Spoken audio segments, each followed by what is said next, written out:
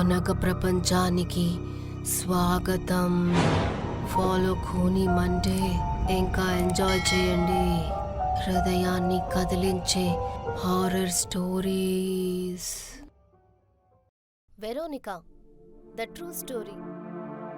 ఈ ప్రపంచంలో చాలా మిస్టరీస్ ఉన్నాయి మరియు మనుషులు తమ జీవితంలో ఎక్కువ భాగం ఆ మిస్టరీస్ ను అర్థం చేసుకోవడంలో గడుపుతారు. అలాంటి ఒక మిస్టరీ ఉంది. అంటే చనిపోయాక మన వాళ్ళు ఎక్కడికి వెళ్తారు? వేరేదైనా ప్రపంచానికా? ఒక మనిషి తలుచుకుంటే చనిపోయిన వాళ్లతో కూడా మాట్లాడొచ్చని అంటారు. వాళ్ళని వాళ్ళ ప్రపంచంలోంచి ఈ ప్రపంచంలోకి కూడా రప్పించచ్చట. ఒకవేళ మన వాళ్ళ కంటే మరొక దుష్టశక్తి ఏదైనా ఈవిల్ మన దగ్గరికి వచ్చేస్తే. స్టెఫ్నీ కథ కూడా అలాంటిదే. ఆ నిజమైన కథ ఆధారంగా వెరోనికా అనే పేరుతో ఒక హారర్ సినిమా కూడా ఉంది. మరి ఆ కథ ఏంటో విందామా?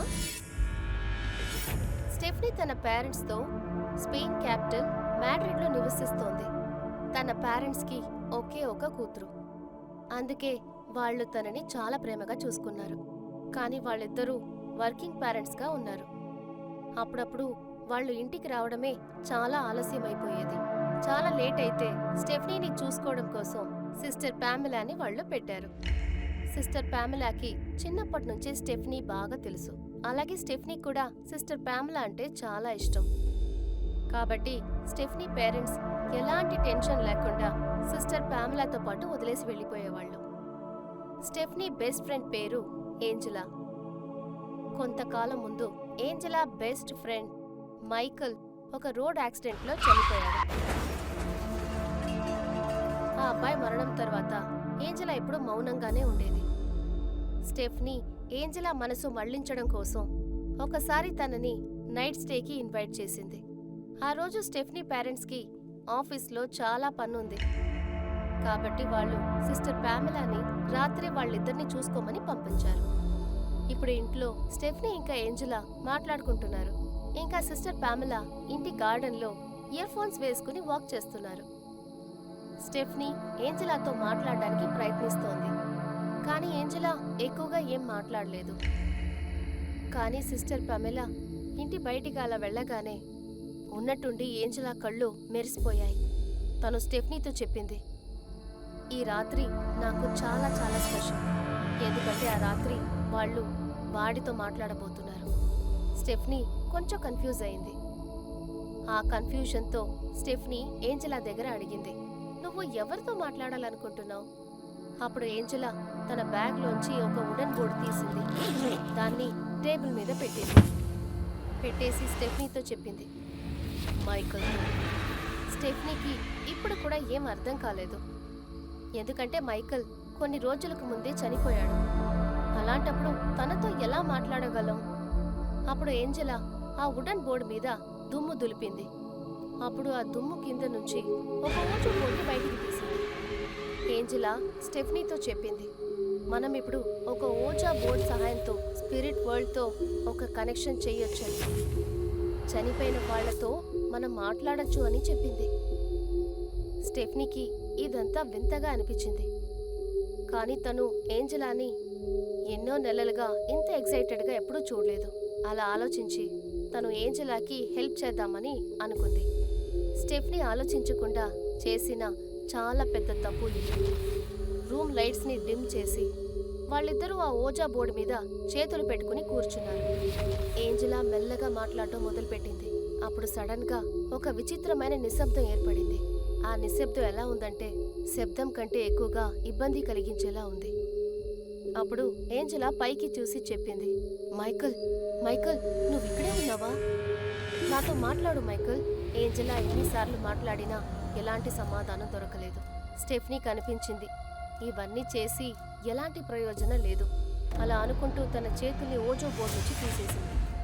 కానీ స్టెఫ్నీ తన చేతుల్ని ఆ ఓజో బోర్డు నుంచి తీయగానే వెంటనే ఆ రూమ్లో ఉన్న తలుపు కిటికీలు కొట్టుకోవడం మొదలుపెట్టారు. గాలి వేగంగా వీచింది. ఒక భయంకరమైన గొంతు రూమ్ మొత్తం వినిపించింది.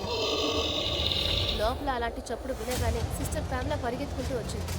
ఆవిడ రాగానే ఆ ఓజో బోర్డు అక్కడ పడి ఉండడం చూసింది. అప్పుడు ఆవిడ పరిస్థితి సడన్గా మారింది. వెంటనే ఆవిడ ఆ బోర్డ్ని తీసి ఇంటి బయటికి తీసుకువెళ్ళి గొడ్డలితో ఆ బోర్డ్ని విరగొట్టేసింది. ఆ తర్వాత సిస్టర్ పమెలా ఇంటి లోపలికి రాగానే ఆవిడ చూసిన దృశ్యం అప్పుడు ఆవిడకి బాగా అర్థమైపోయింది. స్టెఫ్నీ ఏంజెలాని కాపాడడంలో నేను చాలా ఆలస్యం చేశాను. లోపల ఉన్న రూమ్లో ఏంజెలా స్పృహ తప్పి పడిపోయింది. అలాగే స్టెఫ్నీ ఒక మూలలో కూర్చుంది. ఒక నల్లని నీడ స్టెఫ్నీ తల దగ్గర నిలబడి తన తలని నువ్వుతోంది. ఆ నల్లటి నీడని చూడగానే సిస్టర్ పామెలా చాలా భయపడిపోయింది. తను స్టెఫ్నీ దగ్గర వెళ్ళగానే సిస్టర్ పామెలా కంటి ముందు ఆ నల్లటి నీడ స్టెఫ్నీ లోపలికి దూరిపోయింది. స్టెఫ్నీకి ఫిట్స్ అంటే మూర్ఛ రావడం మొదలయ్యాయి. సిస్టర్ పామెలా తన దగ్గరికి వెళ్ళగానే స్టెఫ్నీ ఫిట్స్ ఆగిపోయింది. ఆ తర్వాత స్టెఫ్నీ ఒక భయంకరమైన చూపుతో సిస్టర్ని ఊరుకుంటూ చూసింది. స్టెఫ్నీ కళ్ళు కోపంలో ఎర్రగా మారాయి. తన మొహం మాత్రం నీలం రంగులో మారిపోయింది. తను సిస్టర్ పమెలాని బలంగా ఒక గుద్దు గుద్దింది. ఆవిడ గాలిలో ఎగురుకుంటూ రూమ్ బయట పడిపోయింది. సిస్టర్ పమెలా చాలా భయపడిపోయి ఆ ఇంటిని వదిలేసి పారిపోయింది. లేట్ నైట్లో స్టెఫ్నీ పేరెంట్స్ ఇంటికి రాగానే కిచెన్ ఫ్లోర్ మీద ఏంజెల్ ఇంకా స్టెఫ్నీ స్పృహ తప్పి పడిపోయి ఉండడం చూశారు. దాదాపు 2 రోజులు హాస్పిటల్లో ఉన్న తర్వాత ఇద్దరు అమ్మాయిలు కోలుకున్నారు. కానీ స్టెఫ్నీ ఇప్పుడు ముందులా లేదు. తనలో ఉన్న అమాయకత్వం, తన పసి మనసు ఇప్పుడు చనిపోయాయి. సిస్టర్ పామెలాని వెతకడానికి చాలా ప్రయత్నించారు, కానీ ఆవిడ ఎక్కడ దొరకలేదు. ఎప్పుడైతే స్టెఫ్నీ పేరెంట్స్ తనని ఇంటికి తీసుకొచ్చారో అప్పటి నుంచి స్టెఫ్నీకి చాలా వింతైన ఇన్సిడెంట్స్ జరుగుతున్నాయి. ఇంటి మొత్తం ఒక నల్లటి నీడ పరిగెడుతున్నట్టే అనిపించింది. రాత్రంతా ఎవరో తలుపు తడుతున్నట్టుగానే శబ్దం వినిపించింది. స్టెఫ్నీ పరిస్థితి రోజు రోజు దారుణంగా మారుతోంది. స్టెఫ్నీ ఎవరిని చూసినా కుక్కలాగా మురిగేది. అలాగే తనకి రోజు 5-6 సార్లు ఫిట్స్ వచ్చేవి. స్టెఫ్నీ పేరెంట్స్ తనని పెద్ద పెద్ద డాక్టర్స్కి చూపించారు. అలా చూపించినా తన పరిస్థితి ఏమాత్రం మారలేదు. ఒకరోజు స్టెఫ్నీ వాళ్ళ అమ్మ తన దగ్గర కూర్చుని తన చేతులతో అన్నం పెడుతోంది. అప్పుడు బెడ్ మీద కూర్చుండగానే స్టెఫ్నీ శరీరం మీద గాయం లాంటి మార్పులు రావడం మొదలైంది. ఆ తీవ్రమైన గాయం తన శరీరం మొత్తం పాకింది. స్టెఫ్నీ వాళ్ళ అమ్మ తనని పట్టుకోగానే ఆవిడికి బెడ్ సైడ్లో ఒక పెద్ద నల్లటి నీడ కనిపించింది. అది పెద్ద పెద్ద గోళ్లతో స్టెఫ్నీ మెడని గట్టిగా నిరుముతోంది. స్టెఫ్నీ మామ ఆ దృశ్యం చూడగానే ఏం చేయాలో అర్థం కాక గట్టిగా అరిచింది. ఆవిడ అక్కడే స్పృహ తప్పి కింద పడిపోయింది.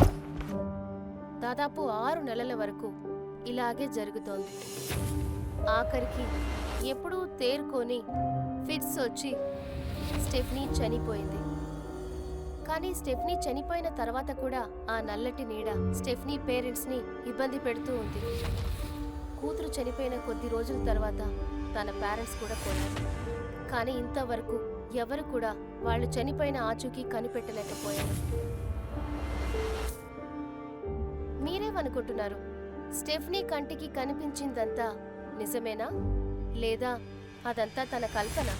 ఒకవేళ లేదంటే ఆ రోజు మైకల్ని పిలిచేటప్పుడు ఆఖరికి వచ్చిందెవరు?